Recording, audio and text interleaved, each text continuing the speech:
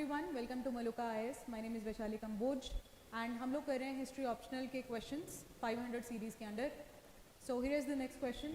The question says furnish a critical and comparative account of various schools of art during postmodern period. So it is a very straightforward question from postmodern period where we have to explain the schools of art और उनका हमें एक critical और comparative account पेश करना है.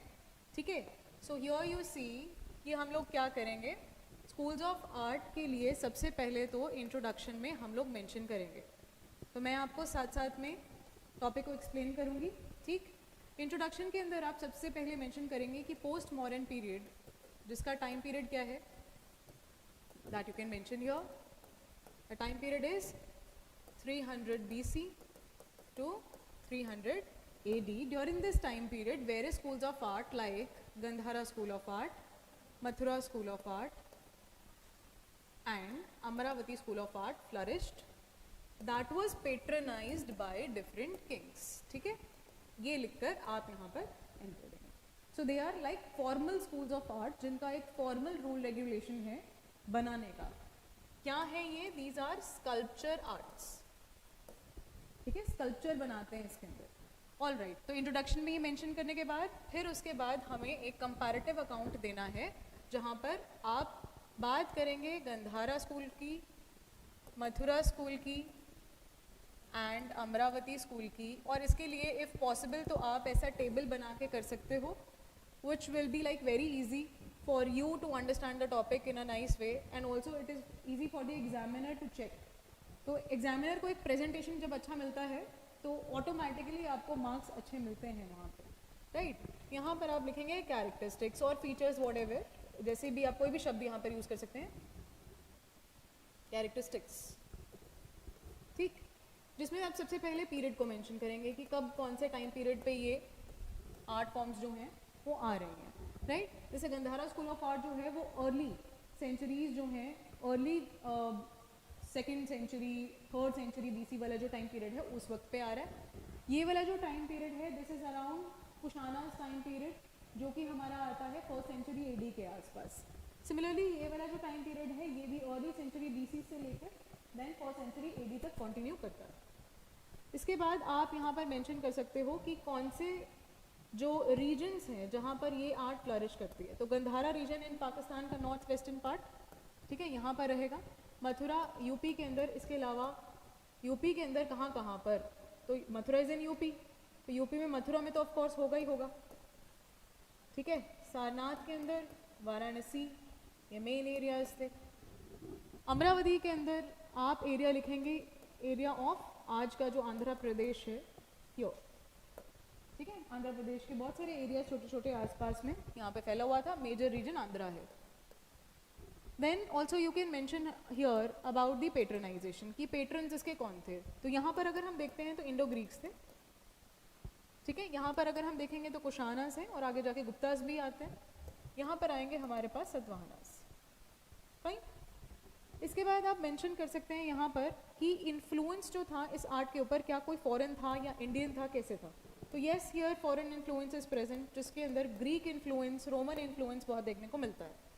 Purely Indian art है Mathura school of art और यहाँ पर भी कोई फॉरेन इन्फ्लुएंस नहीं है. It is Indian. No foreign influence. Purely indigenous art है. नेक्स्ट पॉइंट में आप यहाँ पर बता सकते हैं about the material. Material used क्या क्या हुआ. स्कल्पचर यहाँ पे बना किसका, ग्रीन स्किस्ट एक स्टोन होता था जिसका यहाँ पर बनाया गया. फिर कुछ समय के बाद यहाँ पर स्टको नाम का एक मटेरियल था which is kind of a lime plaster जिससे मूर्तियाँ बनाई जाती थी. इसके ऊपर कार्विंग करना बहुत आसान रहता है. It is a soft stone. यहाँ पर रेड सैंडस्टोन का यूज़ हुआ and here marble was used. ठीक. आफ्टर दैट आप यहाँ पर मेंशन कर सकते हो about different features of the sculptures that were made. उससे भी पहले आप यहाँ पर रिलीजन मेंशन कर सकते हो क्योंकि एक बहुत इंपॉर्टेंट फैक्टर है यहाँ का. गंधारा स्कूल ऑफ आर्ट में बुद्धिज्म से रिलेटेड बनी. यहाँ पर Buddhism, Jainism as well as Hinduism से related. Amaravati school of art dedicated to Buddhism. ठीक. All right. यहाँ पर अब आप फीचर्स को मेंशन कर सकते हैं जिसके अंदर यू विल टेल अबाउट कि कौन कौन से फीचर्स यहाँ देखने को मिलेंगे बुद्ध के. तो बुद्धा से रिलेटेड आप देखेंगे कि यहाँ पर बुद्धा को मैस्कुलिन पोस्चर के अंदर दिखाया जाएगा। बुद्ध का जो फेस होगा उसके ऊपर मुस्टैशेस और बियर्ड प्रेजेंट होंगी generally, not always but generally. यहाँ पर बुद्धा ने जो ड्रेप लिया हुआ है उसके अंदर आप देखेंगे काफ़ी फोल्ड्स दिखाए जा रहे हैं, which is the indicator of a heavy drape, right? The halo behind the Buddha will be very plain. Halo defines the divinity of a person, right? So यहाँ पे दिखाया जा रहा है कि बुद्ध डिवाइन है। कुछ समय के बाद जाके बौद्धिस्तवास की इमेजेस भी बननी स्टार्ट होंगी, but initially Buddhas images were made. Long year lobes will be shown, जहाँ पर इंडिकेट होता है कि रॉयल फैमिली से ये बिलोंग करते थे, and he had renounciated all of it. सब डिजायर्स अटैचमेंट्स को ड्रॉप करके Buddha had achieved nirvana. Fine, all right. इसके बाद अगर मथुरा स्कूल ऑफ आर्ट में देखें तो बुद्ध के फीचर्स में आपको बॉल्ड बुद्धा मिलेंगे। यहाँ पर कर्ली हेयर के साथ है, यहाँ भी कर्ली हेयर के साथ मिलेंगे, लेकिन यहाँ बॉल्ड बुद्धा भी एग्जिस्ट करते हैं। There will not be any beard, no moustaches. यहाँ पर जो गॉड्स दिखाए रहे हैं, बुद्ध को दिखा रहे हैं, वो ग्रीक गॉड अपोलो से इंस्पायर्ड है। तो जैसे ग्रीक्स ने अपने भगवान देखे इमेजिन किया, वैसे उन्होंने बुद्ध को इमेजिन किया। So that is why Greek features. यहाँ सब इंडियन फीचर रहेंगे, तो बुद्ध की बॉडी मैस्कुलिन नहीं नजर आएगी आपको। बुद्ध दोनों सीटेड और सिटिंग पोजीशंस के अंदर मिलेंगे। बुद्ध का हैलो बहुत ज़्यादा कार्व्ड होगा यहाँ पे, very very highly decorated halo will be there. Apart from that bodhisattvas images will be present. Jainism में भगवान Mahavir Jain plus the 23 tirthankars. Hinduism के अंदर आप देखेंगे 3, वैष्णविज्म जहाँ पर लॉर्ड विष्णु एंड उनके इनकारनेशंस की मूर्तियाँ, Shaivism that is lord Shiva and related to him lord Ganesha, his son and the eldest son lord Kartikeya. And then you will also see the third sect, the Shakti sect, जिसमें देवियों की मूर्तियाँ बनाई जाने लगेंगी। तो गॉडेस लक्ष्मी, पार्वती, सरस्वती, दुर्गा माँ, काली माँ, इनकी मूर्तियाँ यहाँ पर बनेंगी। Apart from that then you will compare this art with Amravati.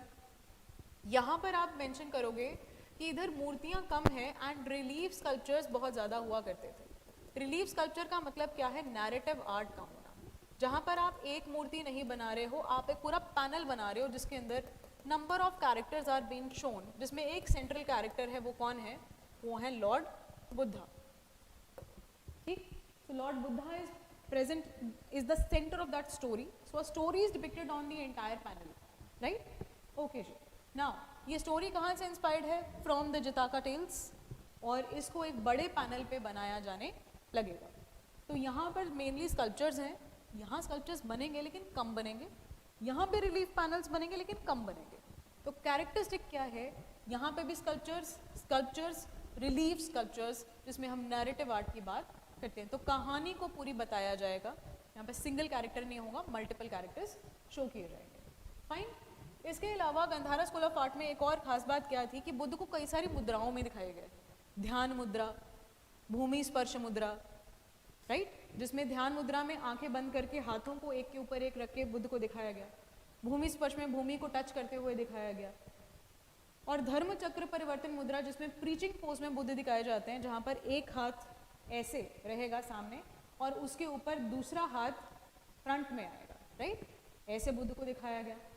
And अभय मुद्रा, अभय मुद्रा में भगवान बुद्ध को हाथ इस तरीके से करके दिखाया जाएगा।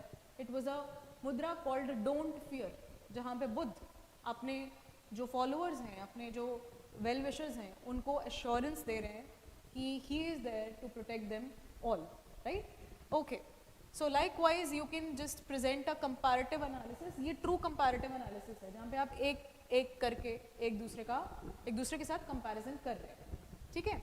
फाइनली कंक्लूजन में आप मेंशन कर सकते हैं कि पोस्ट मॉडर्न पीरियड के अंदर आर्ट एंड कल्चर का बहुत बड़ा डेवलपमेंट हुआ है, और ये डेवलपमेंट आगे जाकर इंडिया के आर्ट एंड कल्चर में, इंडिया के कल्चरल हेरिटेज के अंदर कंट्रीब्यूट करती है।